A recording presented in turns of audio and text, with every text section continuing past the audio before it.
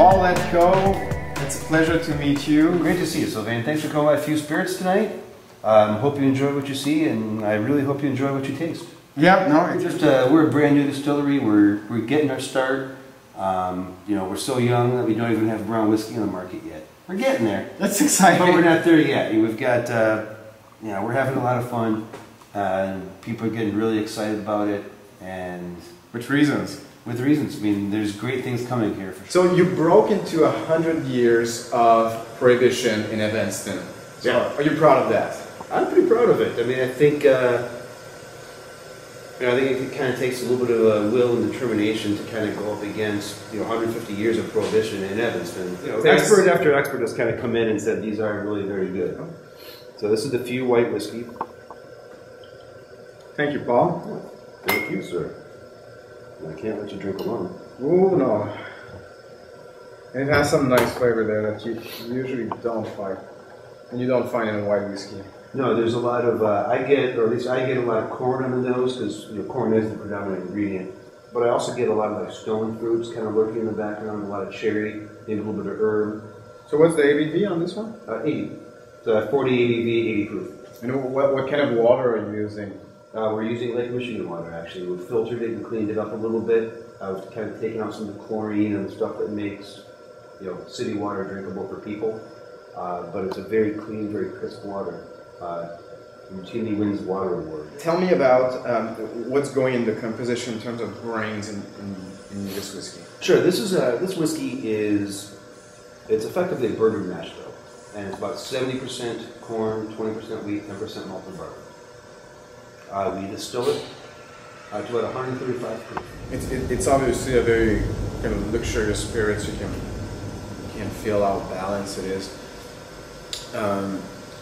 It must be a very small cup compared to what the other bigs are using. Absolutely, it's a very tight cut. You know, when you walk into our distillery, the first things you see are the copper stills, of course, but then you also see that we've got several tons of grain. All right, let's go see that. Yeah. And this is going to be laid the run because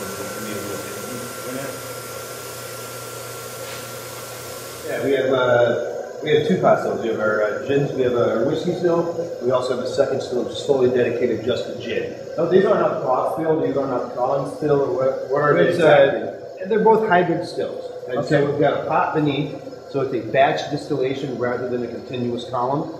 And it's important to do a batch distillation because that gives you the opportunity to make your cuts. In a continuous column, the distiller can never make a cut. All you have to do is rely on the position in the column.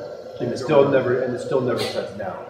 For us, we actually make our cuts based on flavor, based on taste, based on odor, and so we get control over the quality of the product that we don't necessarily get in the column still. So what we do is our pot, and then we have a column put on top of it.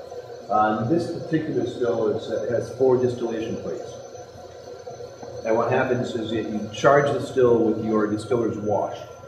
You heat that distiller's wash up to between the boiling point of alcohol at 78 Celsius and water at 100 Celsius. And the alcohol vapors rise all the way up. And when the plates are on, what happens is it hits the plate, condenses, and the vapor falls back down as it condenses, heats up, rises up again.